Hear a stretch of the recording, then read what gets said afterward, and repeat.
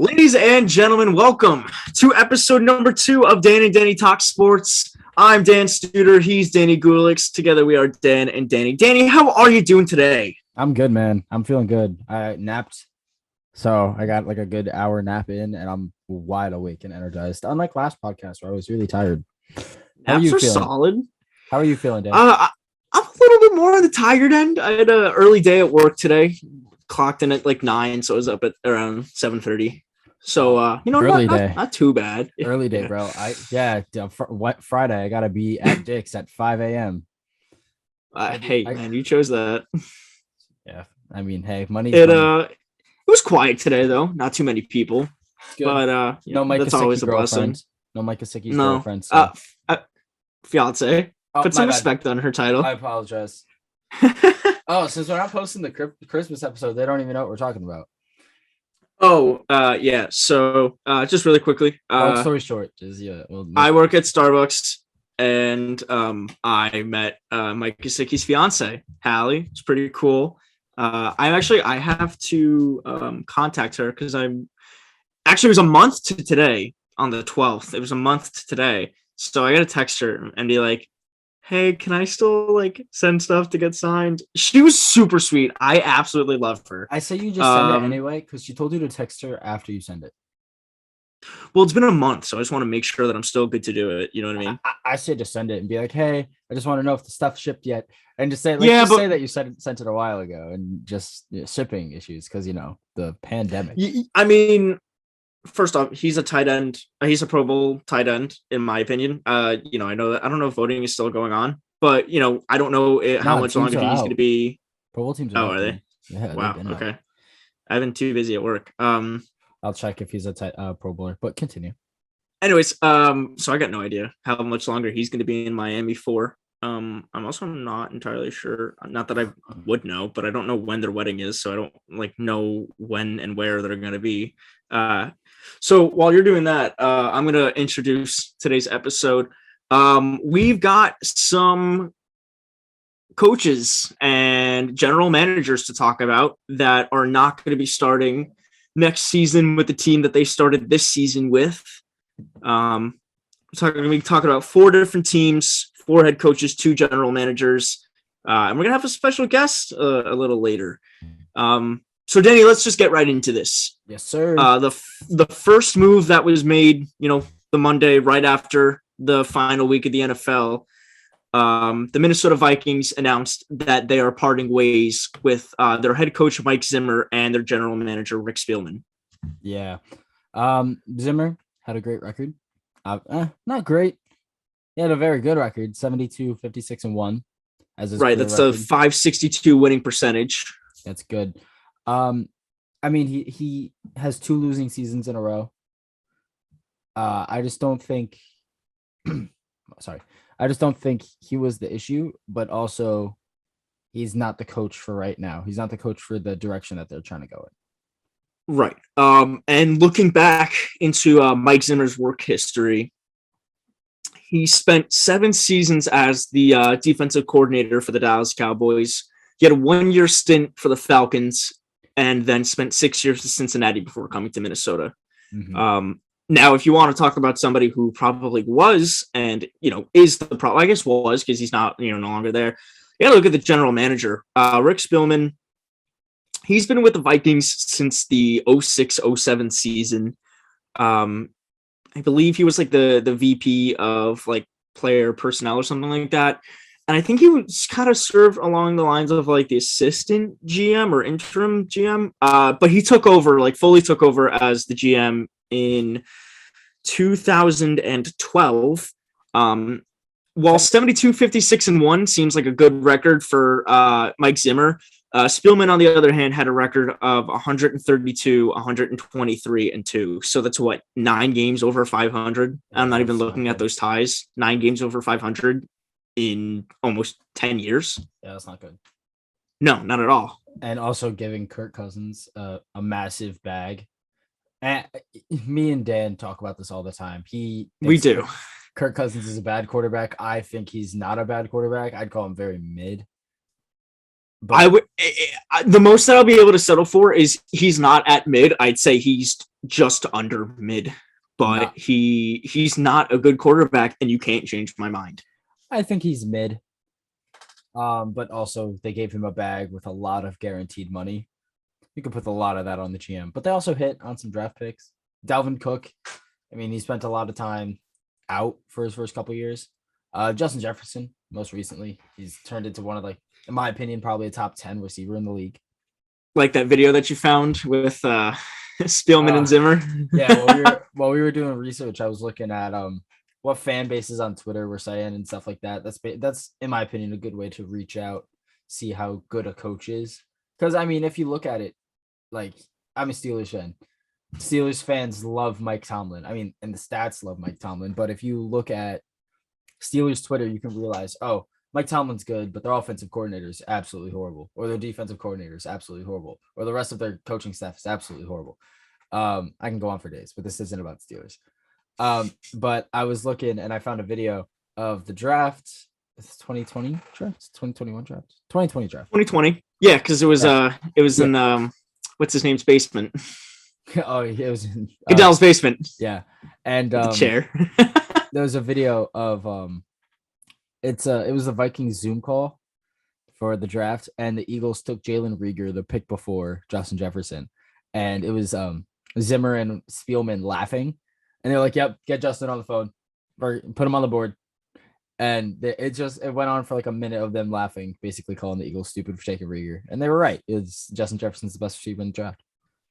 I mean, yeah, it was a member of, a team that can make a case for one of the greatest college football teams of all time. Yeah, he was with LSU, right? Yeah. Joe Burrow, Joe Shiesty, Justin Jefferson, Jamar Chase. I don't know who's on the defense, but that offense is stacked. Even in that, I can't remember the defense, but the offense was stashed. I agree. So how do you feel about the move for the Vikings on their standpoint? Well, I feel like this is the right move in terms of general management. Okay. I don't really know if I would have gotten rid of Mike Zimmer.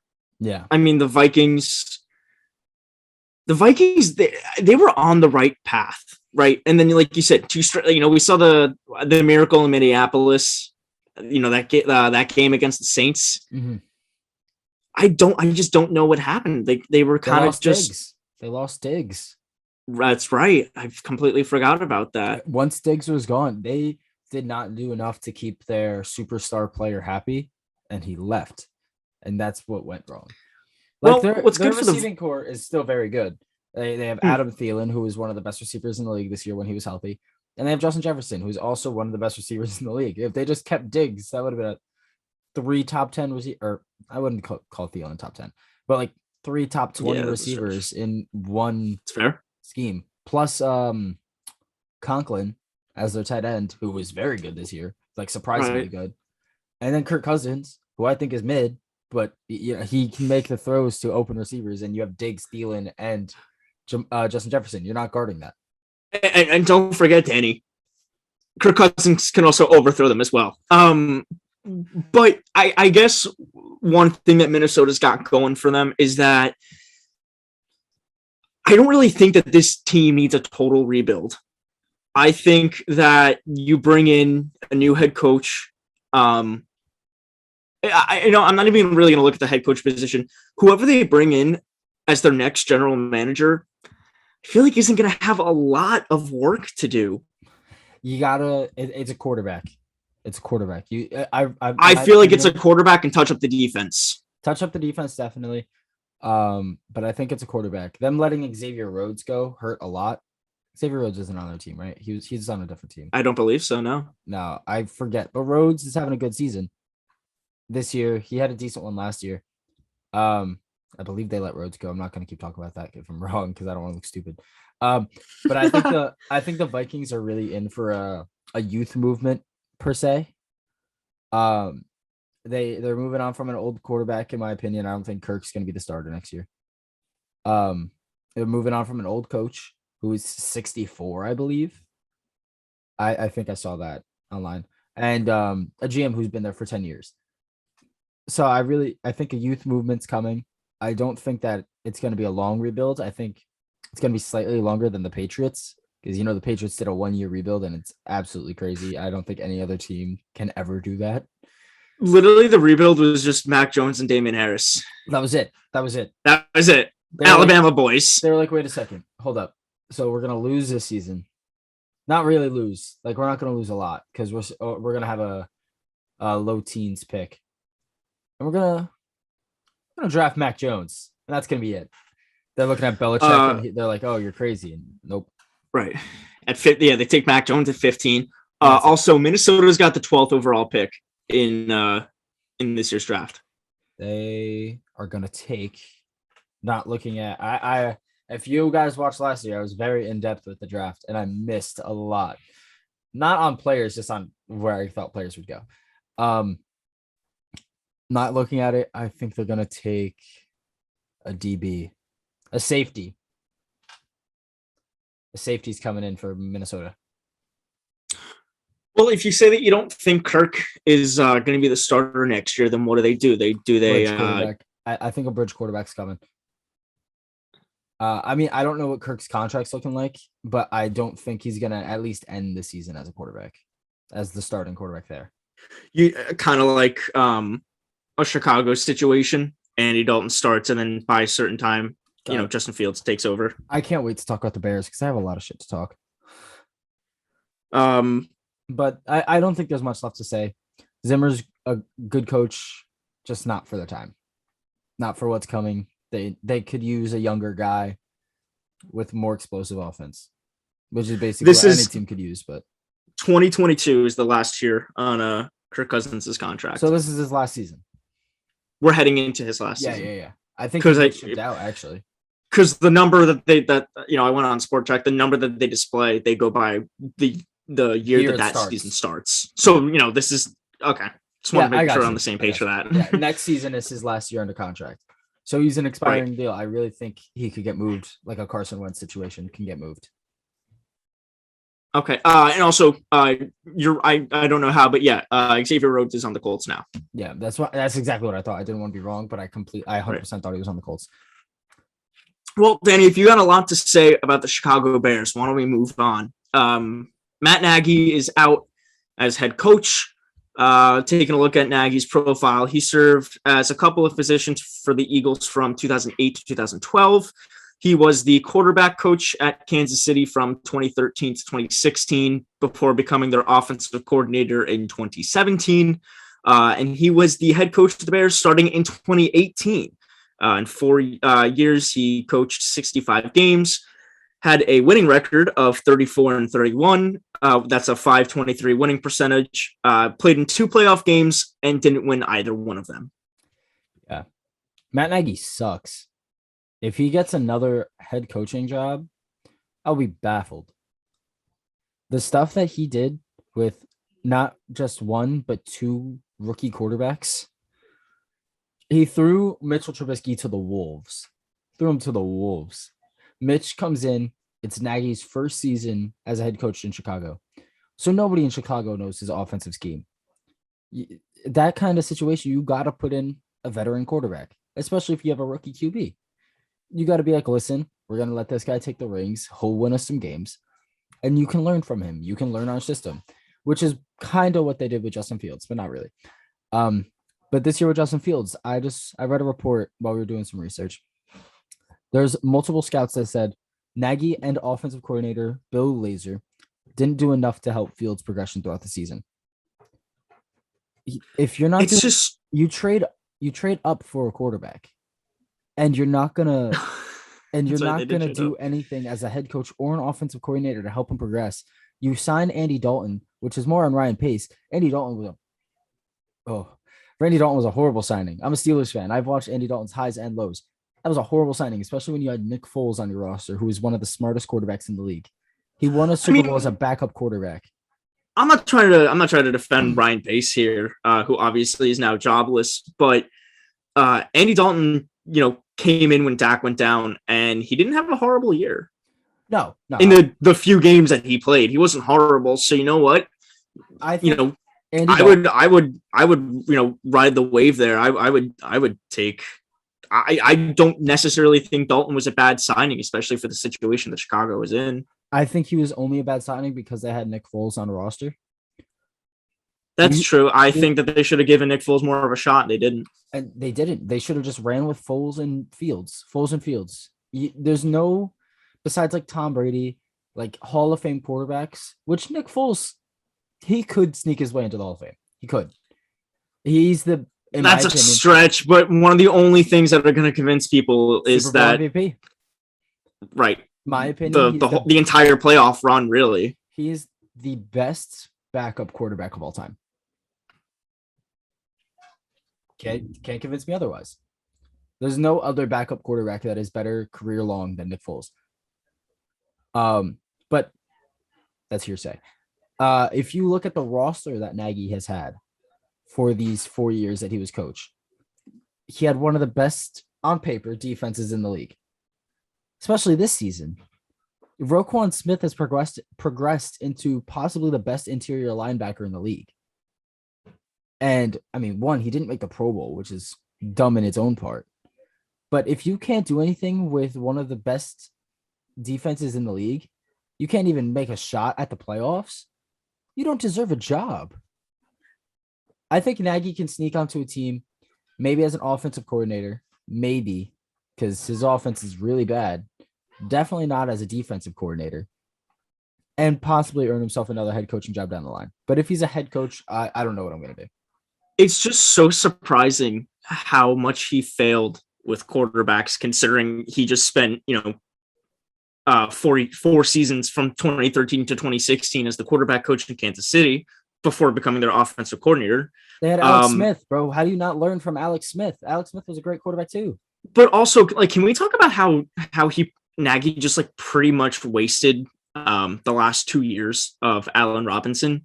You're going to lose him. He's not coming back. He's a free agent this offseason. He's literally going to look everywhere else. There's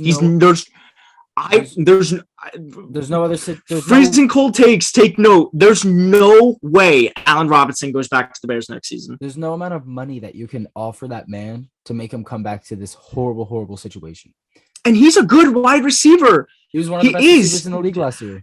He just hasn't looked like it in the last 2 seasons because he's kind of been wasted. No, even last season. He's rotting in Chicago. Even last season, he was a top 10 fantasy-wise, at least. Top 10 receiver. Right. I mean, he wasn't hard. No, he had if I recall correctly, he had a good year last year. I've just been saying the last 2 years to play it safe. You absolutely wasted. You went through so much to go and sign him, and then you absolutely waste him. You let him sit and you let him rot because you wouldn't let him run down the field. And I forget how it was, but it was like somewhat early in the season. And somebody on Twitter had posted like all of his like reception routes. Nothing was more than 20 yards. Yeah. You waste Darnell Mooney, who's one of the best young receivers in the league. You waste Cole Kmet, who was a great tight end prospect. David Montgomery was hurt. Khalil Herbert looked good in the games that he played. But like, you're not doing any favors to your offense with your horrible, horrible play calling. Absolutely atrocious. He does not deserve a job anywhere else. Right.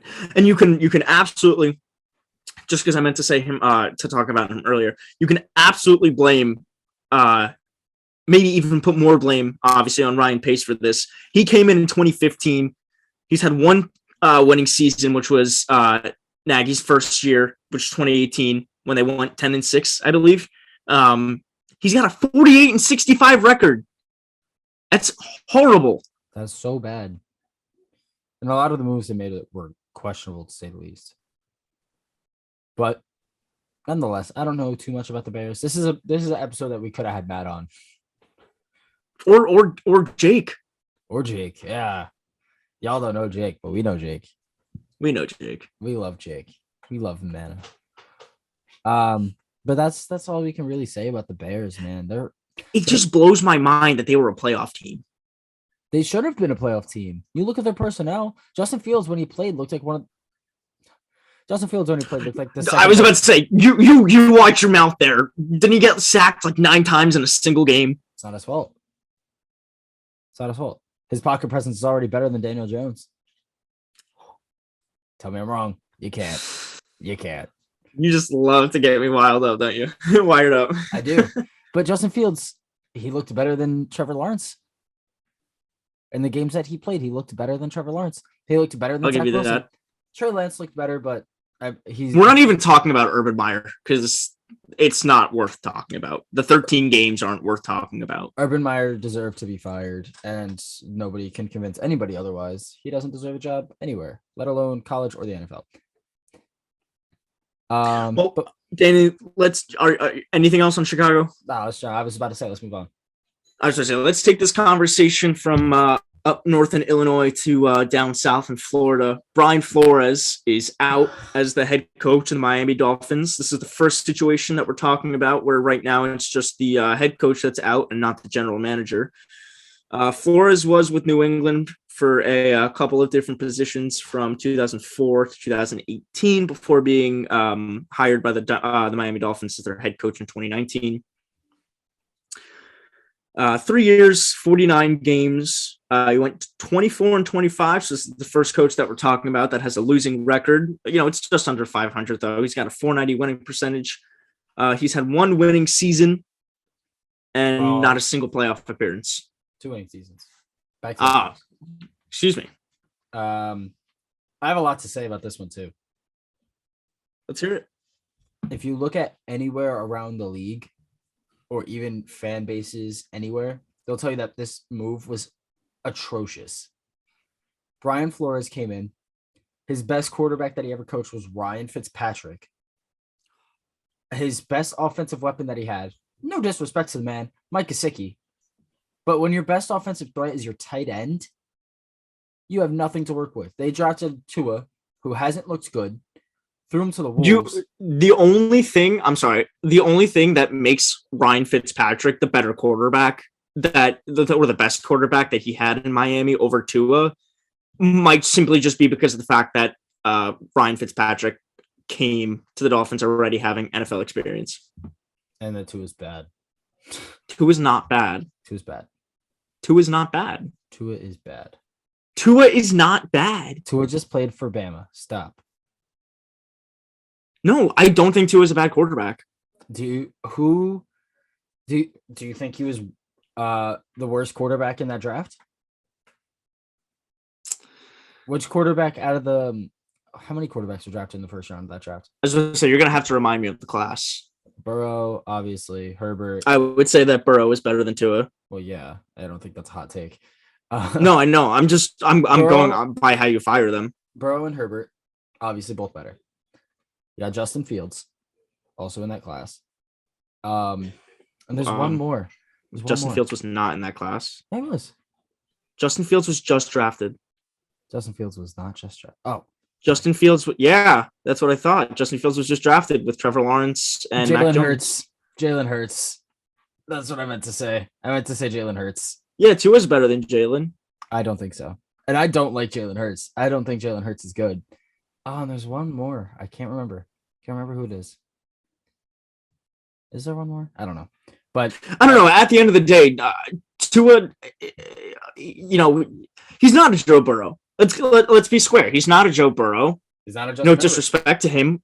He's not a Justin Herbert, but he's certainly better than Jalen. And there's really not much to that. I think Jalen brings a lot more to the game. Jalen has so much more mobility. He's a game changer more than Tua is. He can extend a play longer than Tua can. I think you can maybe toss that up to Tua's injury history. Especially that hip, yeah. The hip, exactly. Which Tua looks good before the hip injury, especially in college. He looked good. I just don't think it hasn't translated yet. But back to Flores. Flores has had 2 winning seasons in a row. He started this season with 7 straight losses, and then he ended the season with his last 9 games were 8-1. Matt Rule's last 9 games were 1-8. Every one of the coaches that was fired this year has beat Matt Rule within the past 2 years, and Matt Rule still has a job. I want to talk about that really quickly because I know that we had talked about it when we saw each other yesterday, but Miami, to me, that final stretch that they went on doesn't impress me. 7 straight wins. It's hard to talk down to it. You beat the Ravens, which is a good win. But after that, you beat the New York Jets, the Carolina Panthers, the New York Giants, the New York Jets again, the New Orleans Saints, and New England is a good win too. I mean, there wasn't a streak because obviously they got crushed by the Titans. But beating New England is solid. Yeah. They're a playoff team. It's good. Patriots are a sneaky good team this year. But like the Giants and this is no disrespect to Brian Flores, but it just doesn't seem that impressive to me. Like, look at the teams that they've beaten. It's still 7 straight wins. But that's really quickly, because I really didn't know how much that you felt about you felt this way that you felt about Tua. The difference between him and a guy like, I don't know, because I don't know if I can say that about Justin Herbert. But one thing that I don't think that's fair is that Tua hasn't had a veteran wide receiver to consistently throw to. I wouldn't say vet, but he had experience. He barely had Will Fuller, Devontae Parker, but the only reason why Will Fuller obviously went to Miami was because everybody thought that Deshaun Watson was going there. And obviously, like he's got Mike Gesicki now, but Mike Gesicki's only been around since 2016, 2017. He needs a guy with like 8 years of experience. He does, yeah. I feel like every quarterback needs a receiver like that, receiver with good amounts of experience, but he still needs to reflect upon the game. You have Jaylen Waddle, who's been very, very good. Very good. Now, it's helpful that they've had that chemistry before, considering the fact that they, played together for Bama, so they've been together for quite some time, but also he's a rookie. Jalen's a rookie. I'm sorry. Yeah, Jalen's a rookie. Jalen's a rookie. Yes, you have one of the fastest receivers in the league and most shifty receivers in the league and one of the best route runners in this draft in Jaylen Waddle, and he's averaging 10 yards of reception. I don't think that has a lot to say with coaching. I think that has a lot to say with the arm of your quarterback. Danny, let me ask you something because obviously we'll talk more about this team later, but if Tua is the quarterback this past season, take everything into consideration. If Tua is the quarterback of the New York Giants, do they finish 4-13? Do they do better or do they do worse? Worse. Daniel Jones is better than Tua. See, it's hard to say. If Daniel Jones is healthy and they just swap places, Miami does better. New York does worse. But I mean, if you're struggling if you're talking about Mike Glennon starting most games for the fucking Giants at the end of the year, Mike Glennon didn't start most of the games for the Giants. I mean, at the end of the year, Daniel Jones, he played like the last 5. Yeah, but who else started? Who started the games before that? Daniel Jones got hurt before week 13. Okay, well, yeah. So it was Daniel Jones, then Mike Glennon, and then Jake Fromm. Yeah, I mean, if you're taking out Daniel Jones's injury, if you're keeping it into consideration and you're just having Tua start over Mike Glennon, no, say Daniel Jones. Say Daniel Jones is on another team, right? Say that Tua Tagovailoa started the 2021 season for the New York Football Giants. Do they do better or worse than 4-13? They probably do better, just because the fact that they had Mike Glennon starting, and Mike Glennon's very bad. But if Daniel Jones is healthy and swaps places on Miami does better. No, Danny, take Mike Glennon out of the picture. Take him out of the picture. Mike Fromm. I almost said Mike Fromm. No, yes, you can. Mike Glennon, Jake Fromm. Take him out. Say that Tua starts all 17 games. Do the Giants do better than 4-13? If Daniel Jones starts all 17 games, the Giants do better than 7-4 or 4-13. Sure. Literally, take Jones, Fromm, and Glennon, ship them overseas. If Tua Tagovailoa starts all 17 games for the New York Football Giants, they do better than 4-13, right? Yes, they do. And you know what? One of the biggest factors is because of the struggling offensive line for the Giants. Tua can scramble better than Daniel Jones and can also run better. And guess what? Tua can also run and not fumble. What? Jones has gotten better. Has gotten better with that since his rookie year. Yeah, but see, my problem with your question is it's hard to separate the record from the quarterback injury. So I'm saying that Daniel Jones is. I see what you're saying. Daniel Jones is a better quarterback than Tua, especially at this point. You as a Giants fan, would you rather have Tua? Probably. He's younger. He's showed more promise. He has more potential onto where he can get in his career. Okay, I see what you're saying now, because the Giants probably would have had a better record than 4-13 if Jones didn't get hurt. Exactly. That's what I was saying. So I think we're on the same page here. I think if you have the New York offense with Daniel Jones for all 17 games and the New York offense with Tua Tagovailoa for 17 games, it does better with Daniel Jones. That's all I'm saying. I don't know. That's all I'm saying. I also think Daniel Jones is good. I would love to see Tua with a wide receiver like Sterling Shepard, who's been around for quite some time. I'd like to see him with somebody like Kenny Golladay, who, despite him not having been around for that long, is already a solid grade A wide receiver. Kenny Galladay's been around for a hot minute. Oh, you're right. What am I saying? A hot minute. I think he's been in the league for more than 5 years. More than 5 years. So I apologize. I apologize for not exactly seeing what you're saying about. No, see, I was like, why do you keep talking about Mike Glennon? Like, Mike Glennon's got nothing to do with this. Like, just take Daniel Jones out of the picture and say that it's Tua. I like us having arguments on the pod. I think it makes it a lot more fun to listen to. Okay, but I think, do we both agree Flores was a bad firing? They only gave him 3 years, and he had a winning record. 3 years is such a magic number. You know what? I'm talking in terms in New York terms. 3 is such a magic number. David Quinn had 3 seasons with the New York Rangers before they let him go, and they just hired Gerard Gallant. I'm pretty sure both Spagnuolo and McAdoo each had 3 seasons when they were the head coaches of the Giants. It's just, 3 is the magic number. If you can't do it in 3, then you can't do it at all. I think it's funny that we watched Spider-Man last night, and now you're saying 3 is the magic number. That was the song. I wasn't even thinking about that. It's been stuck in my head ever since I watched it the first time. Bro, wait. Yeah, no, I would think that maybe Brian Flores might have been kind of been the guy to stick with down in Miami. He's a young guy. He has coaching experience. It just doesn't make sense. But question that has nothing to do with this. You watched Spider-Man, what was it, like a month after it came out? How did you avoid spoilers so well? Dude, I don't know. I almost had one spoil. Well, I told you in the theater one spoil that, like, potential major spoiler that wasn't actually true. Yeah. And you also had Ned. You had Ned doing magic. That's the one thing that ESPN almost spoiled it for me. I don't, because they put bootleg footage of the movie in their post about Klay Thompson coming back. That's hilarious. But how did you not get spoiled? That's insane. Because I saw it the second day. I saw it the second day that it came out, and I even got it spoiled.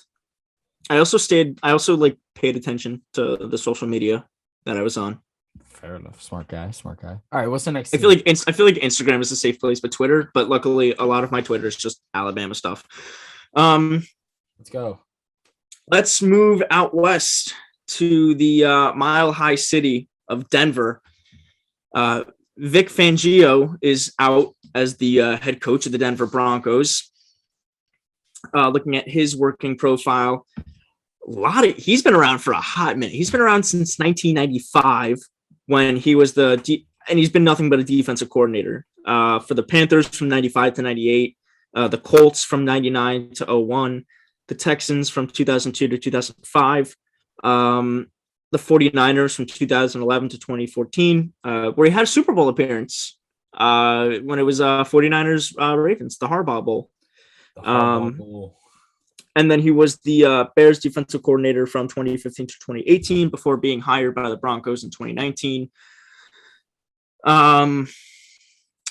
Same amount of time as Brian Flores, 3 years, 49 games. However, he's got a really bad winning percentage at 388. No playoff wins, no winning seasons.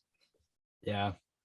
I don't have much to say about it. I saw a lot of Broncos fans were very happy that he was gone, and I was like, I guess we're all very happy that he's gone.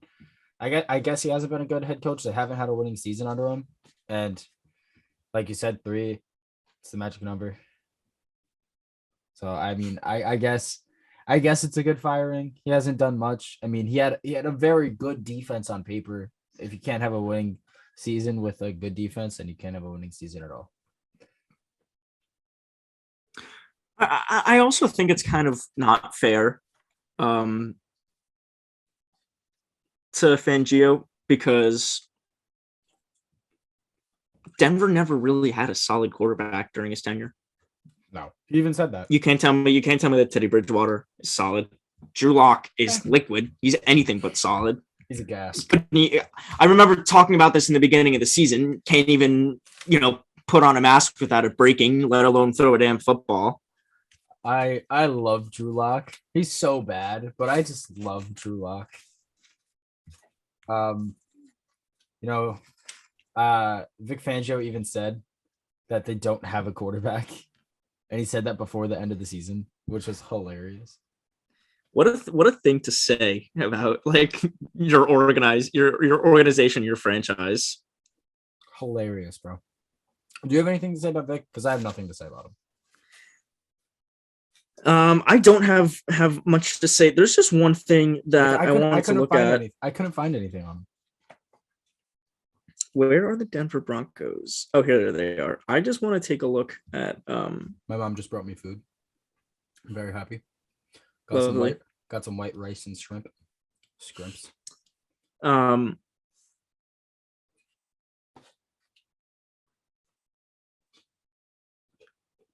What are you looking do a little bit of editing, just to do a little bit of editing here because of the dead air. I don't want that in there. Yeah, okay. I'm going to count down. 3, 2, 1. Not to mention, just a lack really in offense too. You had Melvin Gordon as your running back. If this was 3 or 4 years ago, that's solid. Yeah. I love Deshaun Hamilton because he went to Penn State.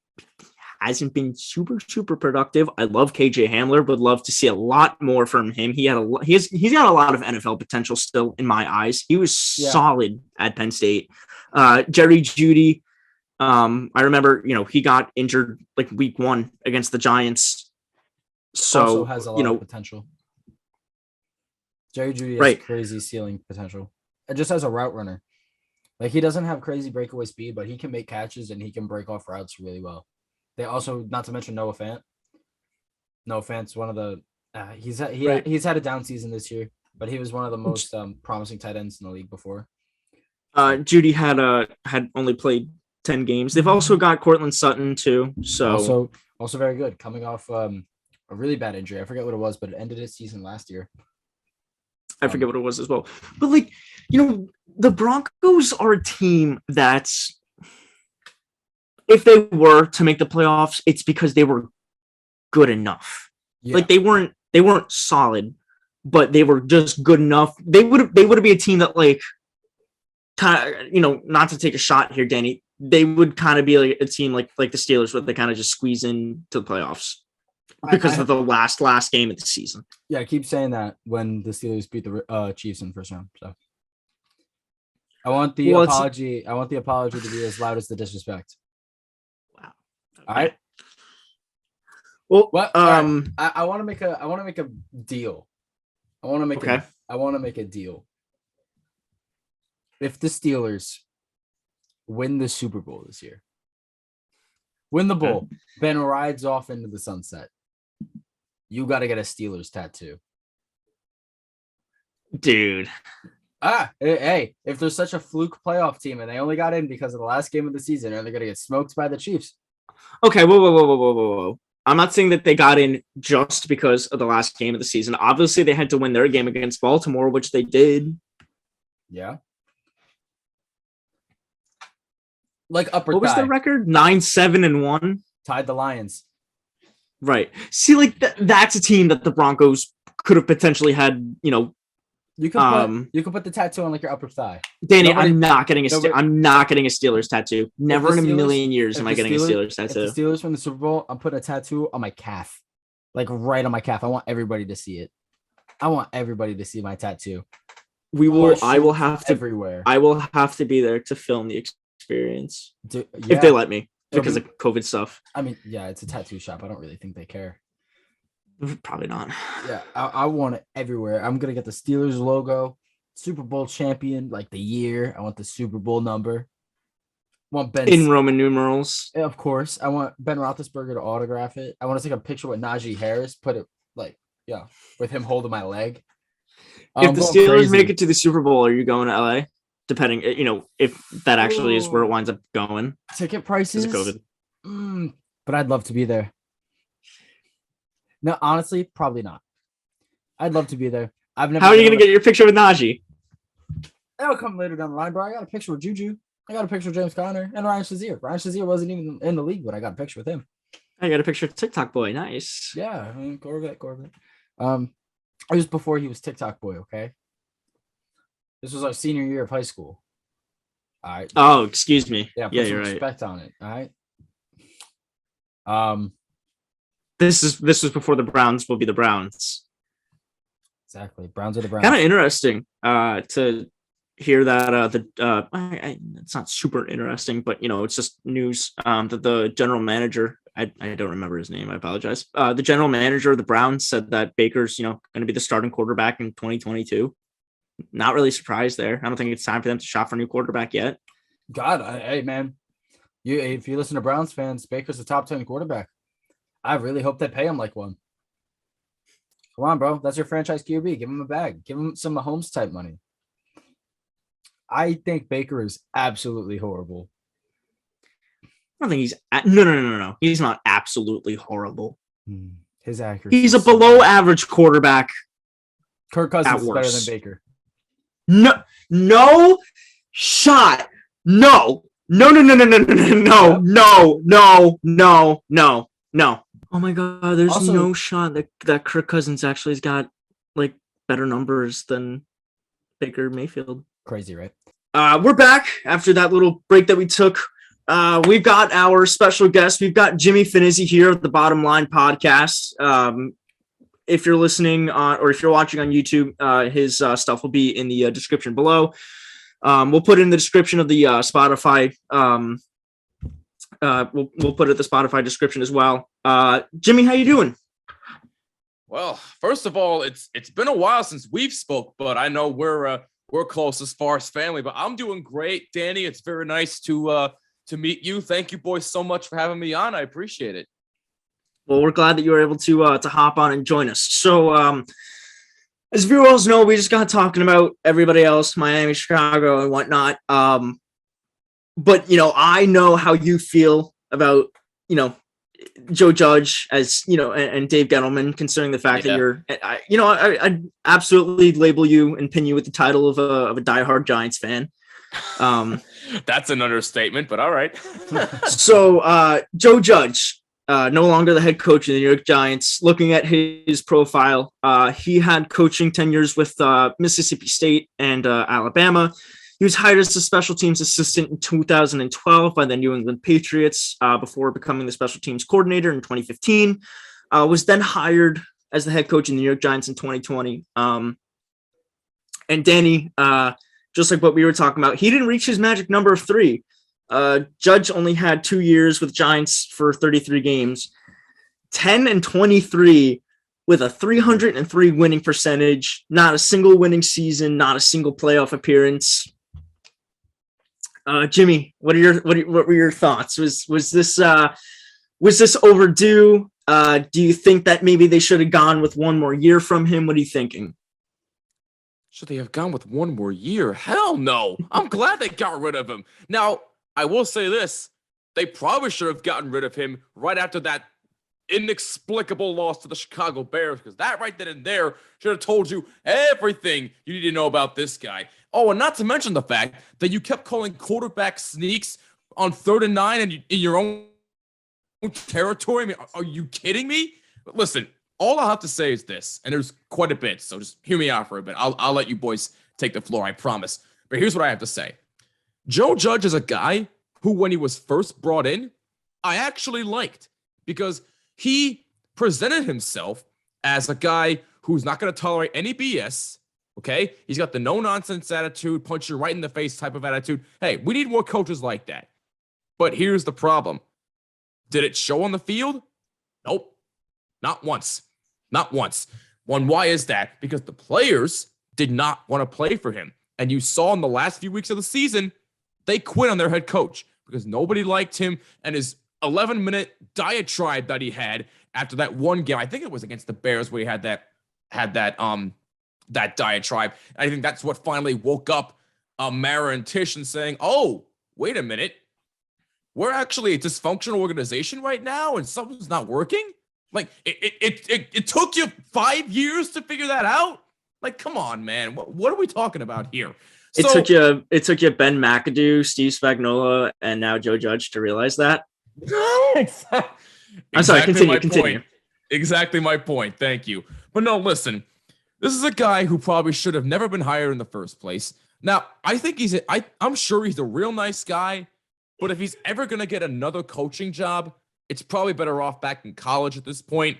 He might as well just be demoted. I'm sorry. I hate to say it. Either that or go back to your friend Bill Belichick in New England as maybe an assistant coach. Maybe we can go from there. Well, that's if Josh McDaniels doesn't leave, but that's beside the point. But again, Joe Judge basically fired himself after those 2 games. Okay? And him trying to defend the state of the Giants as if they're not a clown organization. Well, I got news for you, Judge. You are a clown organization. And it's been that way for the past, 5, 10 years. As a matter of fact, you said from day one that you wanted to build this from the ground up, right? Well, one could argue that this has been building from the ground up ever since they won the Super Bowl in 2011. And has anything changed? Nope. Did you change anything? Nope. All you did was go on an 11-minute diatribe trying to defend your ass and the state of the New York Giants when it clearly did not work out. So if I'm Mara and Tish, I'm looking deep into the mirror and I'm saying, who can I get to lead this team in the right direction? And by the way, the fact that Dave Gettleman was allowed to quote unquote retire, it kind of did peeve me off, but I'm just really, really happy that they did what they had to do. Joe Judge is gone, and now they can finally start fresh. And I'll just say this, and then I'll let you guys take the floor here. Depending on who they get, it's possible to turn around this team in 1 year if you just get the right pieces. Will they do that? No clue. If I'm them, I'm going outside the organization for both GM and head coach. That's all I'm saying. Well, Jimmy, I'm going to make a couple of points, and then I got a question for you based off of your last point. Sure. Sorry, my mind just drew a blank there. Well, I guess I'll start with this. Well, here's the thing. I remember what I wanted to say now. I totally agree. Judge, take away him being a head coach, he's probably a great guy. I mean, right. We saw what he said about, you're absolutely right. Judge is a very hardball guy, but knows how to have his fun moments. We've seen that clip from practice where he was sliding in the mud. We've all seen it. I think that was from his first season. It was. Right. But, we saw him when he slandered Jason Garrett right before he was fired, who's now I think he's the head coach at Duke. So that's going to be interesting to see. So. But hey, listen, how's it working out? Freddie Kitchens was worse. Right. You think it was all Jason Garrett's fault? The offense was so anemic. Look at Freddie Kitchens. And that's what makes Judge look even worse in that sense, where he goes and he says that Jason Garrett's the problem. And then even after he's gone, your offense still doesn't produce. Now, you can make an argument, not a very strong one. I don't even know if Freddie Kitchens called a single game with Jones as the starter. Maybe no, he didn't. No, he didn't. It was just Mike Lennon and Jake Fromm. So you can make a very weak argument there, but you're going to lose 9 times, 9 and 3/4 out of 10. As for what you said about how the Giants just let Gettleman retire, I think that was I feel like it was almost basically what they tried doing with Coughlin. I forget what year that was, but the basically were, it was a situation where it's like, you can either retire or we can just say that we're actually firing you. And then I think it became that they mutually parted ways. And then obviously he went on to go down to work for Jacksonville. One thing that I noticed, when you pay attention to headlines and you pay attention to the media, a lot of times they don't exactly use that term of fire. Usually it's that usually it's that the coach or the GM steps down or that they mutually part ways. Ian Rappaport, when he announced that Joe Judge was out, they used the term fired. And I would be willing to bet some pretty good money that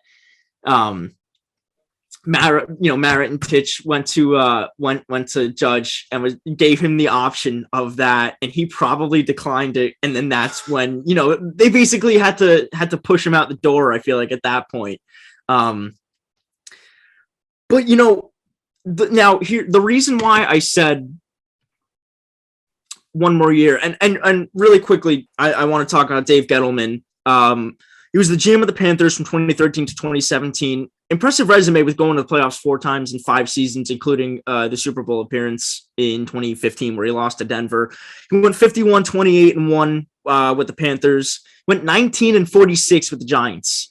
Part of me, I'm more glad that Gettleman is gone than I am that Judge is gone. I feel like Gettleman was way more of an issue than Judge was. Okay. Now, here's the thing. I feel like Gettleman almost kind of cost Judge his last year. And I think this is, I think this is, I want to hear what you have to think about this.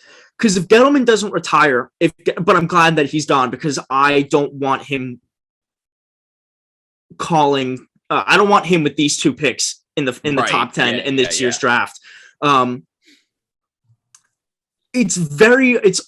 I'm about to even tie in kind of like another point here. It's very uncommon for a team to bring in a new GM and not bring in a new, for a new GM, not a new head coach. Right. So if Gettleman goes one more year, I think Judge goes one more year. At this point, once you get rid of Gettleman, you're cleaning house. Yep. So in terms of cleaning house, Daniel Jones. He's heading into his last year on his contract. Now, obviously, this ties in with whoever they bring in as their new GM. It ties in with whoever they bring in as their new head coach. What do you think the Giants do with Daniel Jones this upcoming season? What do you think that they do with those 2 top 10 overall picks? Because my theory is if he's got one more year left on his contract, will this new duo be willing to start him for the one more year, build that struggling offensive line with 2, key pieces from this up and coming draft? Because I'll be real, and I don't know how much you've been paying attention to it.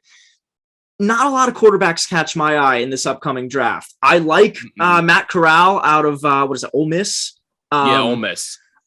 I'm not a huge Wilkes or Willis, whatever his name is.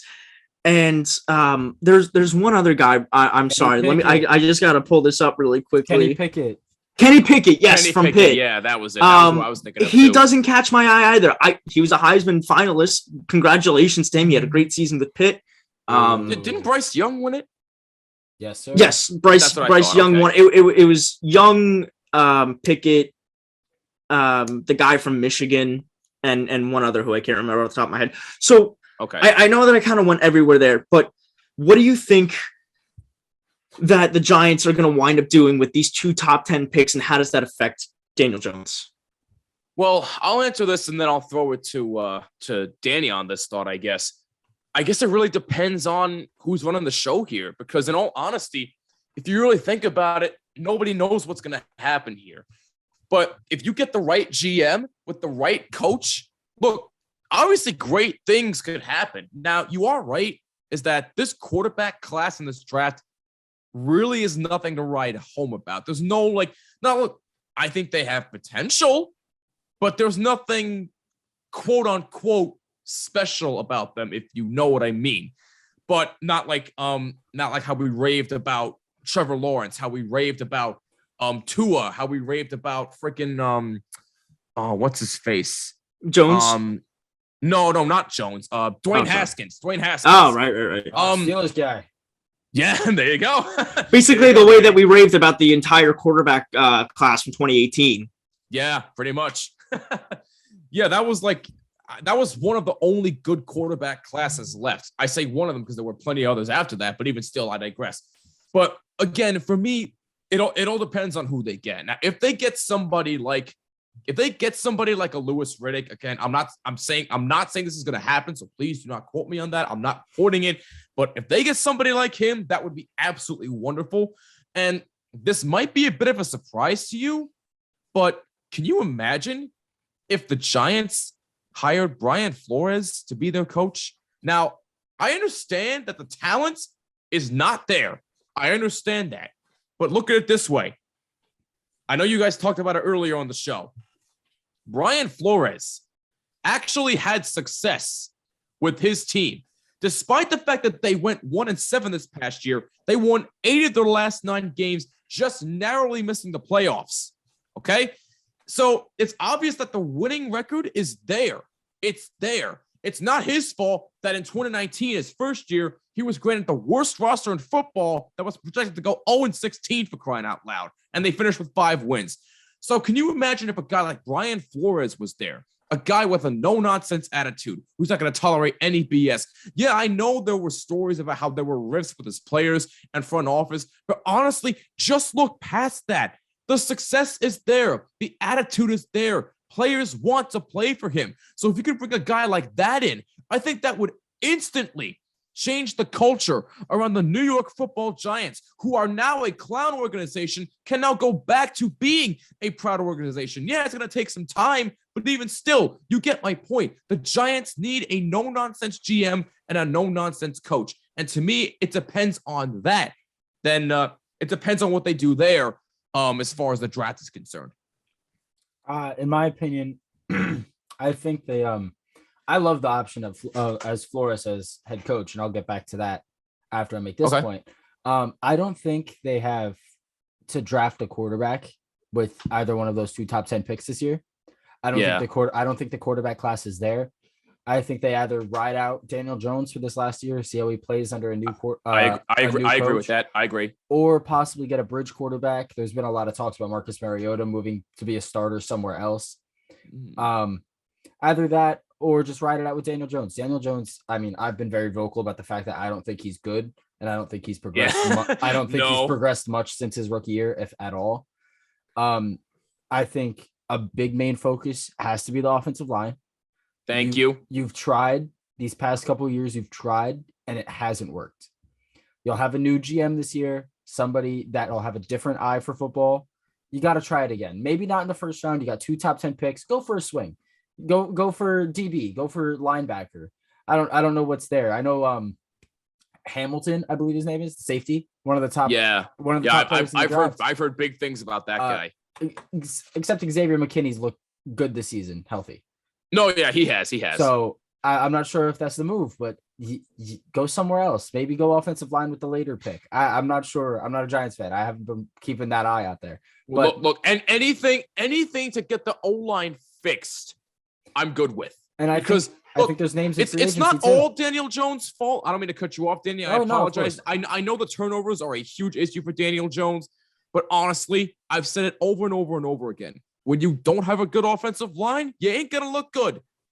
Nah, I'm a Steelers fan. Worst offensive line in football. I know exactly what you're talking about. Yeah, you can vouch for it. I get it. Big Ben is a shell of himself, but even still, he doesn't have a good O-line either. Exactly. And there's talks of him retiring after the season's over.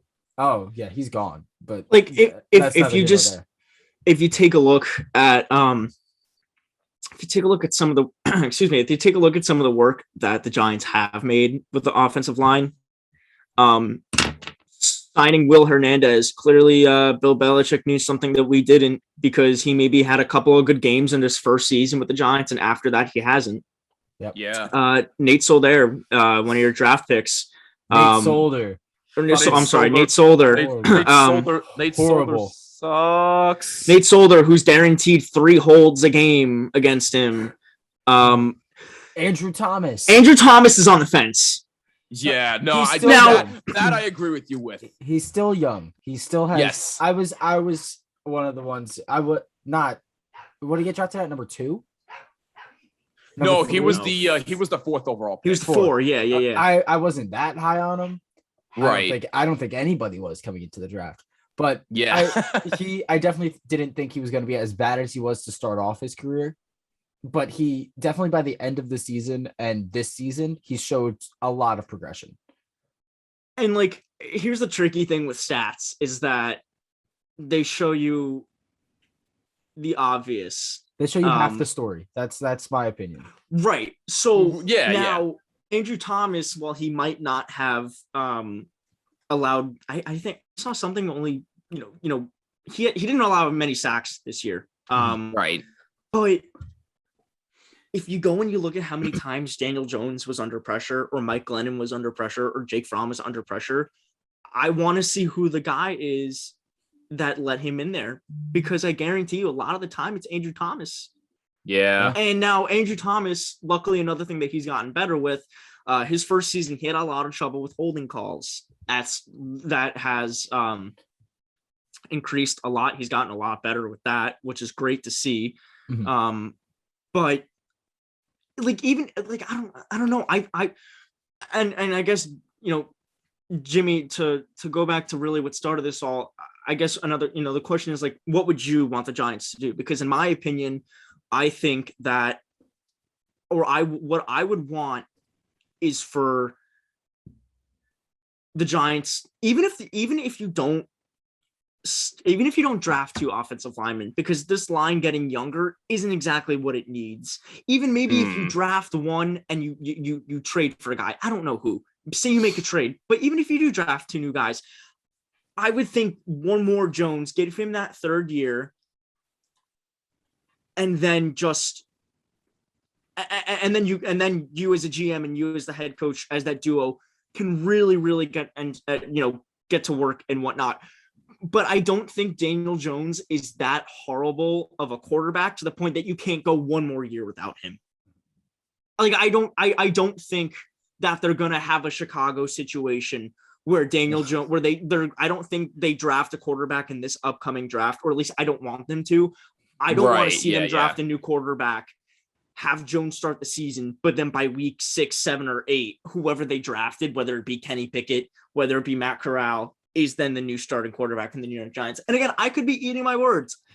Like I said, Pickett doesn't exactly catch my eye.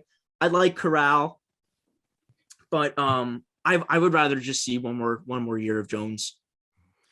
I mean, it would be nice to see what he does in one more year under a new offensive scheme, but this is going to be, his 3rd offensive scheme in 4 years? I mean, it's not really fair to the kid, really. I mean, I get it. Again, the turnovers are a huge problem, but it's still not fair to just have him go through all these different schemes, and it's just not working out. But what I would like to see them do is either draft 2 O-linemen or get them in free agency. Because at least you have experienced O-linemen that can actually help you for a change.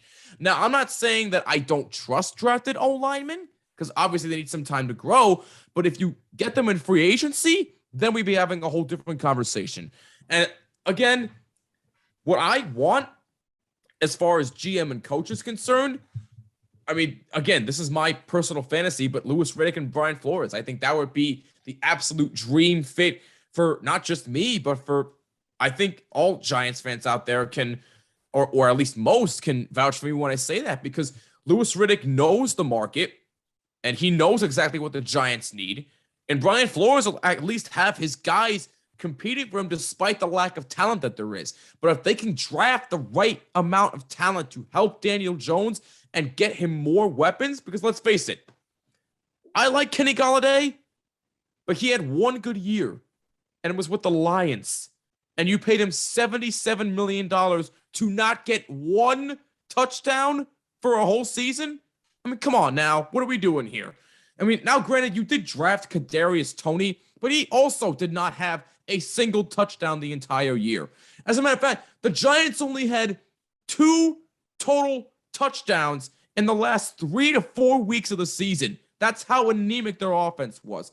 So again, if I'm the new GM of the Giants, I'm going out there and getting any offensive lineman that I can get, whether it be in the draft or free agency, and I'm getting more weapons for Daniel Jones because, God, they need help on offense big time. I have Right. Go ahead. I was just gonna say that Evan Engram and Sterling Shepard aren't exactly cutting it anymore. Neither is Darius Slayton. Yeah. I have a couple of points. As a Steelers fan, rookie offensive linemen do not work. You need 2 or 3 vets on the line. You can't start 3 or more rookie linemen. Even 2 is pushing it, in my opinion. Checking really quickly, Danny, going back. Maybe I shouldn't have said acquire somebody in a trade. Maybe I should have gone with free agency. Yeah. Either way, the point that I was trying to make was take a veteran. Don't take. Improve. No. Right, yeah. Sorry, I just wanted to clarify that. That's fair. Yeah. That's fair. Looking at a couple contracts, if he doesn't retire, I think Richie Incognito could be a guy that you guys look for in free agency. He is on his last year of a deal. He signed a 1 year in free agency. I'm not sure because he is 37 years old if he's going to retire, but if he doesn't, he's definitely a guy that I think could come in, help out the progressions of young guys because he's been one of the best O-linemen in the league for a majority of his career. Looking at upcoming drafts, 2023, so not this upcoming draft, but the next one is pretty star-studded when it comes to the quarterback position. Just looking at it again, I have it pulled up right here. Bryce Young is the top quarterback in the draft, followed by CJ Stroud and Spencer Rattler. That's who it was. It was CJ Stroud. He was also nominated for the Heisman. Sorry. I like Spencer. Okay. I like Spencer Rattler. He hasn't showed a lot, but I'm still high on him. I still think he can be very good. I think if you just move along with Daniel Jones or a bridge quarterback and try to get one of those guys in the draft, there's also more guys down the board, but those are the more established names. And then Spencer Rattler, the 5-star quarterback that lost his starting job at Oklahoma and is going to be the starting quarterback at South Carolina next year. Yes. Oh my gosh. Listen, I still think he got turned on by his fans, and that does something to a guy. True. So I really think a new place could be an actual fresh start for him, kind of like it was for Carson Wentz this year. Carson Wentz was solid to start the year before he started getting these knick-knack injuries. My final point is, who would you guys like to be the offensive coordinator or not head coach? My apologies. I still stand by Brian Flores. I like Brian Flores. I think any team that's looking for a head coach should take a very keen look at Brian Flores, which are reports saying that every team that's fired their head coach is looking at Brian Flores to step in. How would you guys like Jim Harbaugh? There's a lot of speculation that he's coming back to the NFL this year. After what he just did in Michigan, I don't think so. He has a 44-19-1 career NFL record. There's a lot of people that don't think he was a great NFL head coach, which is why he moved back to college. But even looking at it now, there's a lot of reports saying that he's leaning towards moving back to the NFL. How would you guys feel about that? I mean, I don't think he was a bad NFL coach. I'm not going to go that far. But in my opinion, there's no chance. I mean, after what he did in Michigan, the fact that he was finally able to overcome that demon and beat Ohio State, which he had never done in his career, I don't see any chance now how he leaves Michigan. I think he's there for the long run. It would be nice, though. I would like him as a head coach on the Giants, but it's not going to happen. Yeah, he'll probably keep his khakis in Ann Arbor, but I don't know if I don't know. I'm not entirely sold on the head coach spot yet. I do think that Brian Flores would be a good fit for the New York Giants, but I also wouldn't mind even if he probably won't because there are so many teams that want him as a head coach. But even if he just like somehow slid in and fit as a coordinator, I can say the same thing for Harbaugh as well. But between those two, I would probably rather have Flores as the next head coach of the Giants. Mm-hmm. Jimmy, what because the Giants today have been talking about it on social media. What are your thoughts on the Giants potentially hiring the executive from Buffalo to be the next GM? I mean, you take a look at how Buffalo has kind of turned things around in the last couple of years. Obviously, you draft Josh Allen. I can't remember if they traded or signed Stephon Diggs. They traded for him. They traded for him? Oh wait, no, I'm sorry. Stephon Diggs? No. They got him at free agency. I'm sorry. Yeah. Either way, they've really turned themselves around. They were pretty much a joke of an organization for the last 10, 15 years. Forever, basically. Yeah. So yeah, since forever. Yeah. Ever since the 4 straight Super Bowls in the 90s, what have they done? Yeah. But I know they had an interview with him at the time of this recording. Honestly, I wouldn't mind it. I would really like that move because at least the guy can scout some talent. I mean, you look at Josh Allen. I mean, what has he become? I mean, he's become an absolute star in this league. He's going to continue to be for many years. And I really, really hope that he wins the Bills a Super Bowl because that franchise, talk about deserving of a Super Bowl championship, that franchise deserves a Super Bowl. And if Josh Allen can do that, my God, we've been talking about them forever. So a guy of that caliber as a GM, I wouldn't mind it. I would actually really, really like the hire. Yeah, there's been that name floating around, and I don't remember his name off the top of my head, but one of the guys from Tennessee as well. That's another organization that really kind of flipped themselves around. They had a bust with Mariota. They eventually they get Derrick Henry. They bring in Ryan Tannehill. I like the fact, though, that they're looking at teams that have really somehow managed to flip themselves around. Tennessee's got the number 1 spot in the AFC, the number 1 seed. They've got home field advantage in the bye week from week 1. So either one of, I feel like I'd be comfortable with either one of those guys. But going back to what you said about Josh Allen bringing a Super Bowl to Buffalo, they've got the best fan base in the NFL. So freaking I love the Bills Mafia. I do too. And by the way, I know the Giants also interviewed Adrian Wilson of the Cardinals, I believe. They also interviewed him for the GM spot. So, hey, again, I don't know exactly what's going to happen, but hey, I'm just happy Gettleman and Judge are gone. That's all I care about. Right. Like I said earlier, I'm really glad that Gettleman's gone. Like I did not want him. I did not want him taking these upcoming picks and potentially wasting them on Now, here's the thing. I think this was another point that I wanted to bring up earlier. While Kadarius Toney, didn't have many touchdowns, might not have had the most successful rookie year. If you remember that first game in against Dallas, Jimmy, I like what I've seen from this guy as a personality and as a. I do too.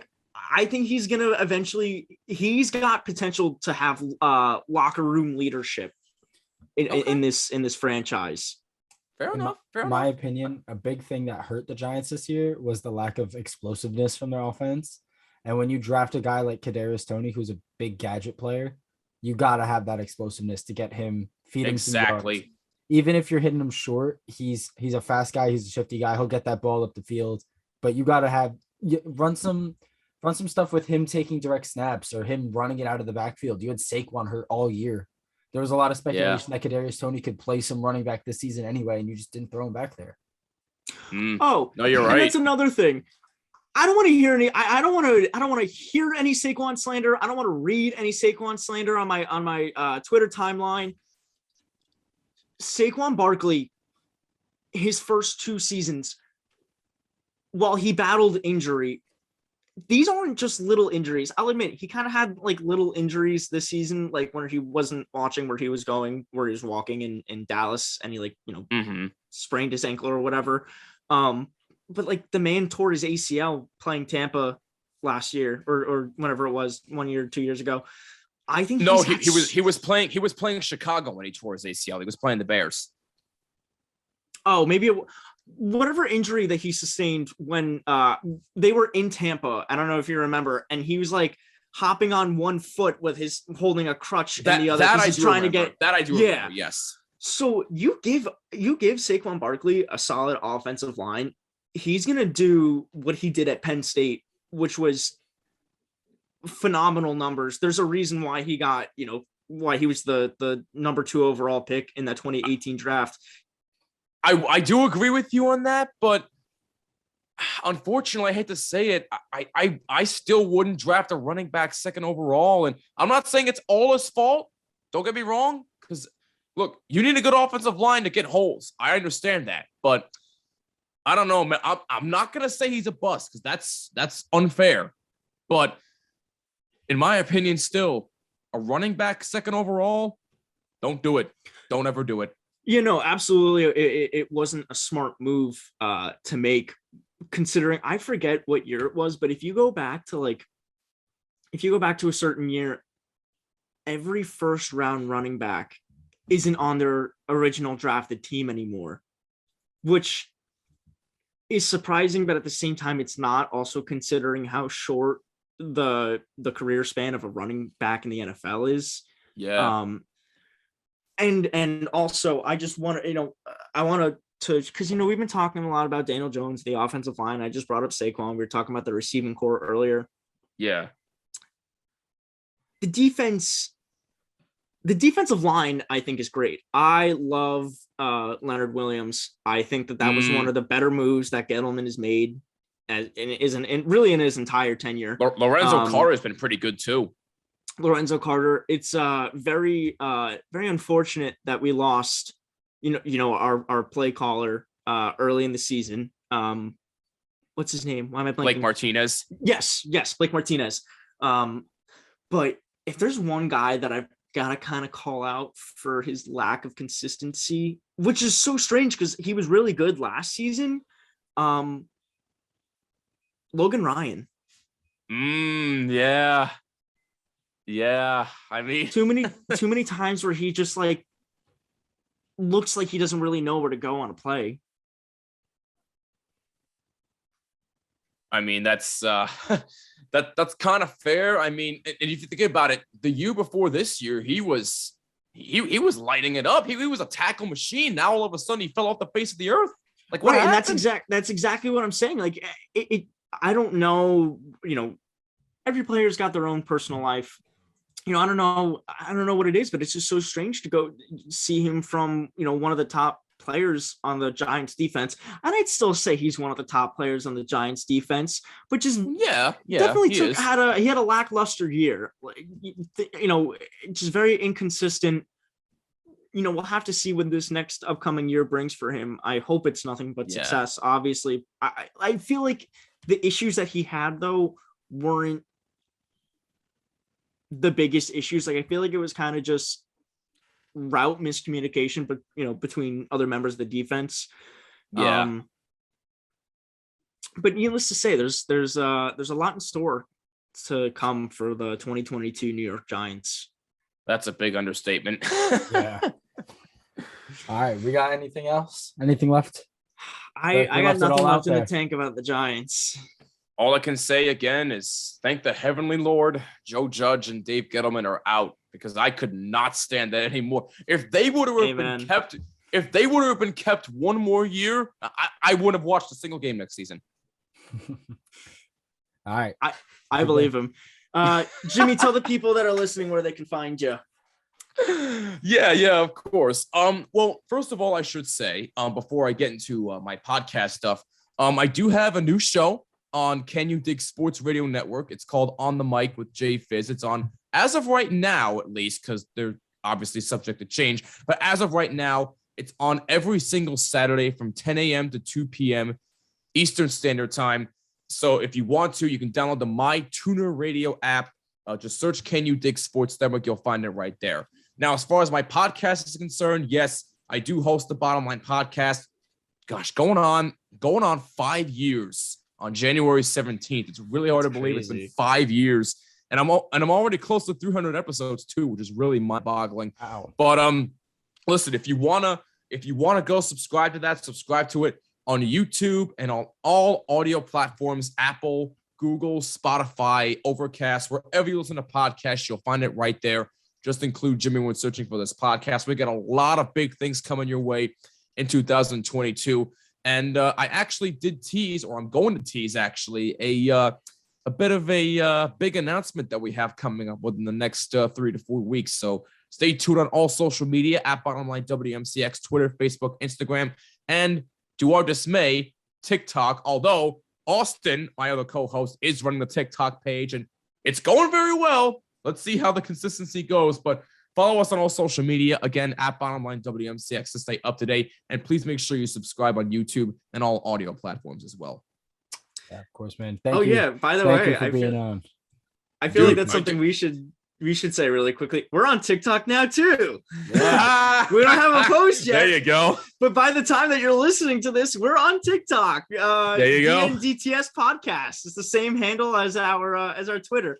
But Jimmy, I apologize for not mentioning on the mic with Jay Fizz earlier. It's new. It completely skipped my mind. But don't worry. Congratulations. 5 years, 300 episodes of the Bottom Line. I still remember when you were the Red Zone analyst. It's crazy to see how far you've come. You mean as I like to call it, cringe? Is that what you want to call it? That's cringeworthy what I did.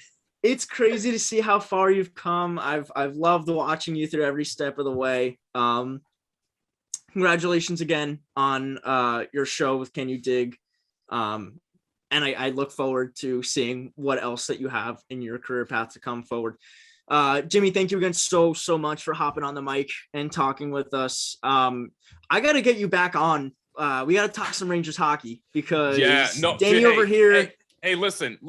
Anytime you need me back, I'm all yours. But boys, thank you so much for all the well wishes and congratulatory messages. I really appreciate it. And thank you guys for having me on. You guys got a terrific show. Good luck the rest of the way. I'll definitely be listening in more often, but I'll definitely be back on soon. We'll make something work. I appreciate it, man. Of course. Anytime. Thank you. Well, folks, for Jimmy Finizzi, Danny Gulix, I'm Dan Studer. Thank you again so much for listening to episode 2 of Dan and Danny Talk Sports. We hope you guys have a great and wonderful rest of your day, night, evening. Danny, any last messages? Hey, if you're watching on YouTube, if you enjoyed, please like, comment, subscribe. If you're listening on any audio platforms, please consider rating us 5 stars. It would help out a lot. And also share it with a friend, man. Just say, hey, listen to the sports podcast. I think you'd like it.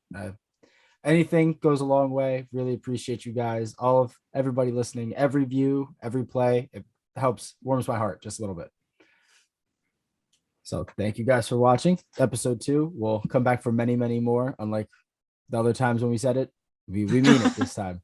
We do. So thank you guys so much. Have a great day, afternoon, night. Stay cool. Peace.